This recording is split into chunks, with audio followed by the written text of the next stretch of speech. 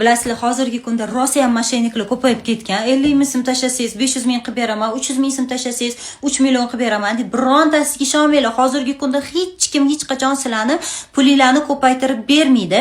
Faqatgina o'zingizlar mehnat qilib, ish o'rganib, ishlab daromad qilishinglar mumkin. Shu uchun ayniqsa uyda o'tirgan ayol qizlarimizga men umidani maslahat beryapman.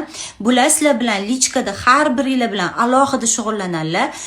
Qaysidir daromad turini tanlagan bo'lsangiz, o'sha sohani yaxshilab o'rganib, to daromadga chiqmagunizcha siz bilan aloqada bo'lib turadilar va siz kuniga 300 ming so'mdan 1 milliongacha daromad qilishingiz mumkin. Hozirgi kunda Umidani 3 yillik tajribaga ega bo'lsalar, 3 yildan beri qancha shogirdlari bor.